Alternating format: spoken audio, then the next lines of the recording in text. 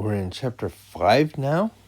We're going to find out more what happened after Eli and his sons died, and what happened to the Ark of the Covenant of God. And the Philistines took the Ark of God and brought it from Ebenezer unto Ashdod. And when the Philistines took the Ark of God, notice what they did with it. They brought it into the house of Dagon and set it by Dagon. So they made an idol, and they worship this idol, and they're saying, look what our God did. This isn't the first time they've done that. Even though they continually lose, they still believe that Dagon can be a god like unto the God of Israel.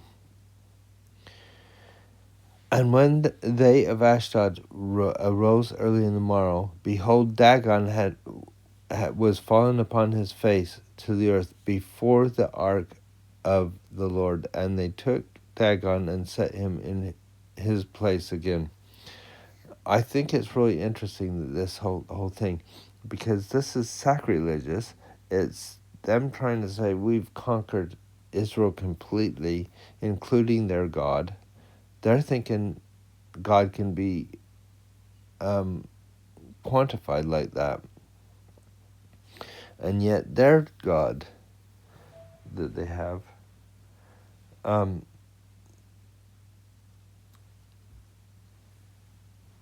is not faring too well. And when they rose up early the morrow morning, behold, Dagon was fallen upon his face to the ground before the ark of the Lord, and the head of Dagon and both palms of his hands were cut off upon the threshold. Only the stump of Dagon was left to him. Who knows? It might have been somebody that just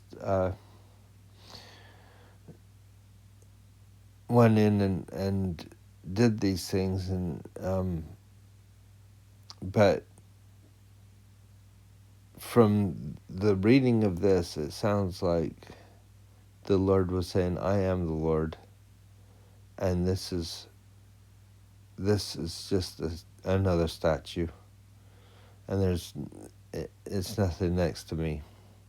Therefore neither the priests of Dagon or any that come into the house of Dagon tread on the threshold of Dagon in Ashdod unto this day. In other words, that is a place that they don't go. But the hand of the Lord was heavy upon them of Ashdod, and he destroyed them, and smote them with emerods or boils, even Ashdod and the coasts thereof. And when the men of Ashdod saw that it was so, they said, the ark of the God of Israel shall not abide with us, for his hand is sore upon us and upon Dagon our God. You think they would learn. It's like, okay, who should we follow? And they just don't. They don't follow. This is centuries that they could have said, we're going to follow the only true and living God, and they don't. At least not the most part of these.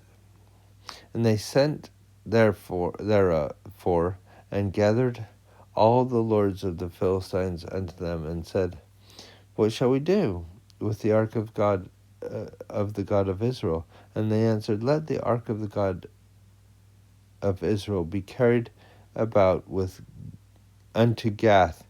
And they carried the ark of the God of Israel about hither. Notice again, they still don't have covenant in there, but they've added of Israel. And it was so that after they carried it about, the hand of the Lord was against the city with a very great destruction. And he smote the men of the city, both small and great, and they had emerods in their secret parts.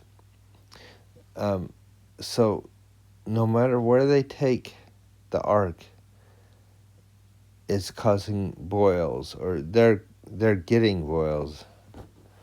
Therefore they sent the ark of God to Ekron, and it came to pass that the ark of God came to Ekron, and the Ekronites cried out, saying, "We have brought about, they have brought about the ark of the God of Israel to us to slay us and our people."